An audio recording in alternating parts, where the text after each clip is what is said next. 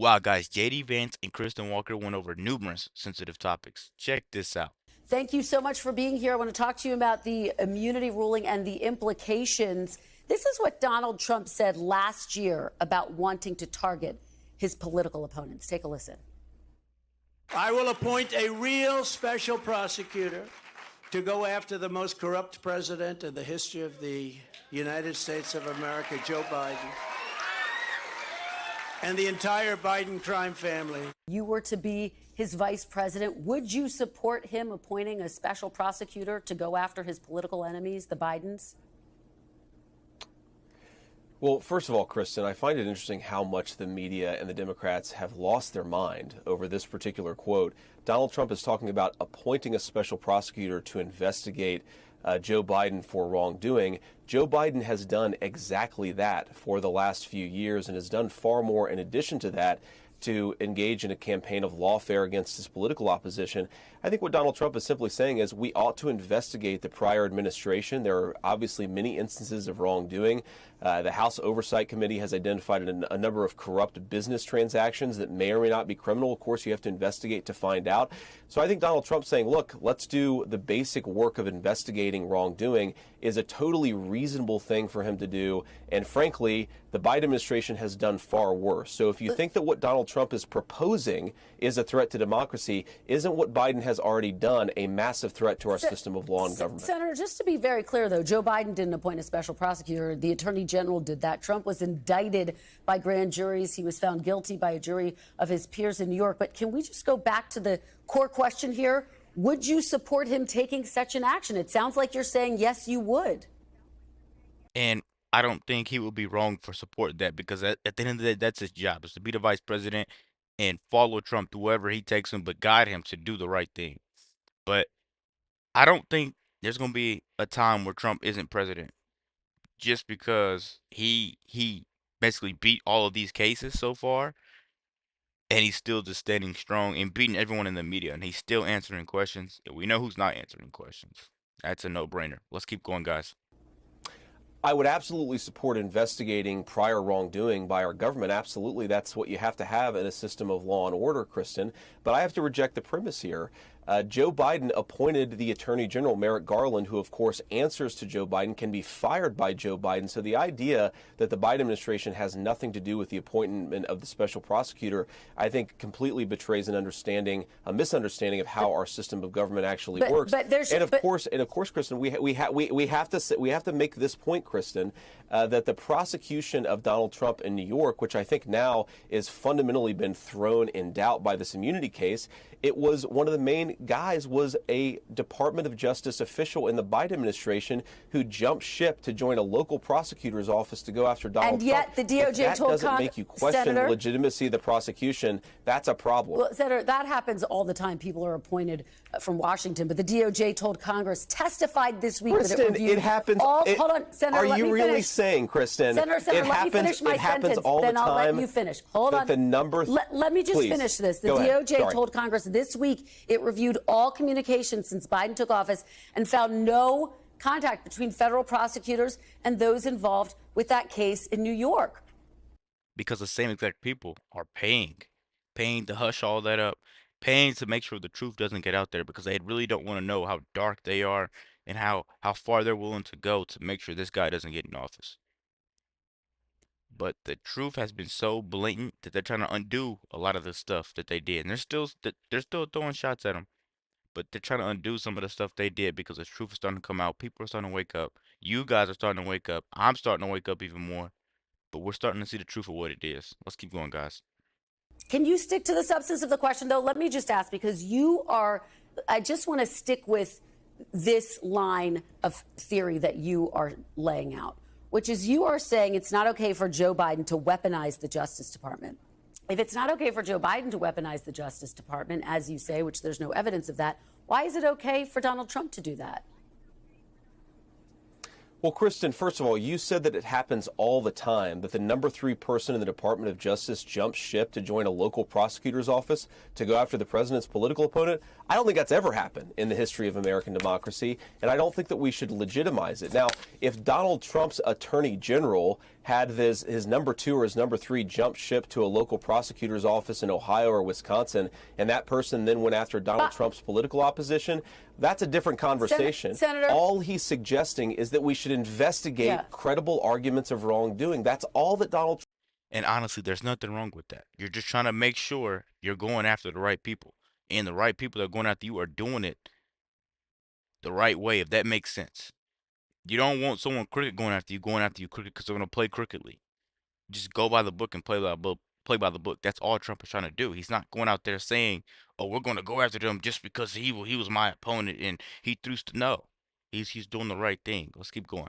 Trump is saying that is not a threat to democracy. That's merely reinforcing our system of law and government. Bottom line, you are okay with Donald Trump appointing a special prosecutor to go after his political enemies, which would include Joe Biden. You're just, to button that up, it sounds like you're saying yes. Let me move on, though, to my next question. I want to talk to you about the Heritage Foundation. It's a conservative think tank in Washington. It shapes the agenda they would like to see in a Trump second term. The president said this after the Supreme Court's ruling this week. Take a look. We're in the process of taking this country back. No one in the audience should be despairing. No one should be discouraged. We ought to be really encouraged by what happened yesterday. We are in the process of the Second American Revolution, which will remain bloodless if the left allows it to be. Do you support those calls for a revolution, and would political violence ever be justified? Well, of course, political violence is never justified, Kristen. You'll have to ask the president of the Heritage Foundation to defend his remarks if you'd like to do that.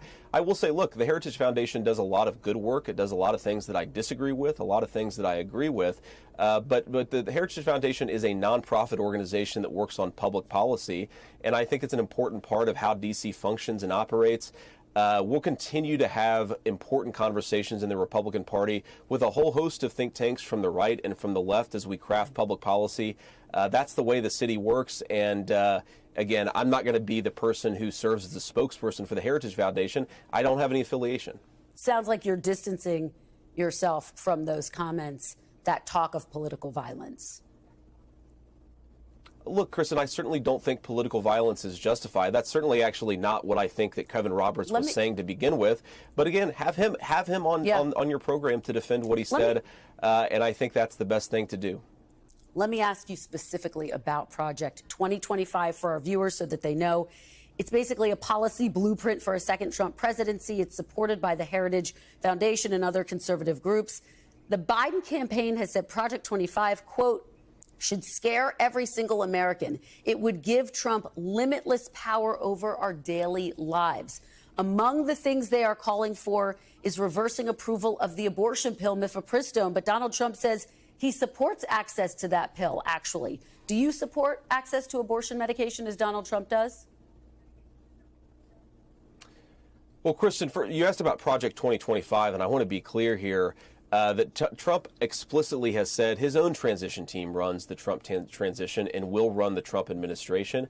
Again, you have a whole host of organizations, some of which have good ideas, some of which have bad ideas, and some of which have both. And I'm sure the Trump administration will talk to a lot of people as it's crafting an agenda to bring back American manufacturing jobs, to lower inflation, and to bring peace and prosperity back to the world. That's the whole reason why me and so many others are trying to reelect Donald Trump, is because the agenda actually worked. It was his agenda, and I think it'll work again for the American people.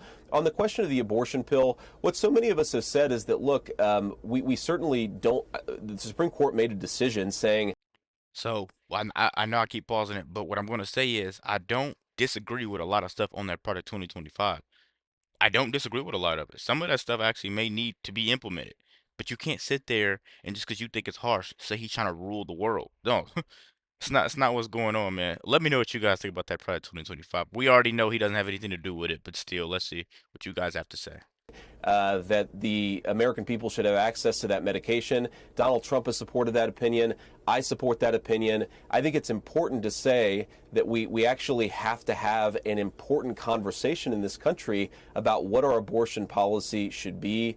Donald Trump is the pragmatic leader here. He's saying most abortion policy is going to be decided by the states.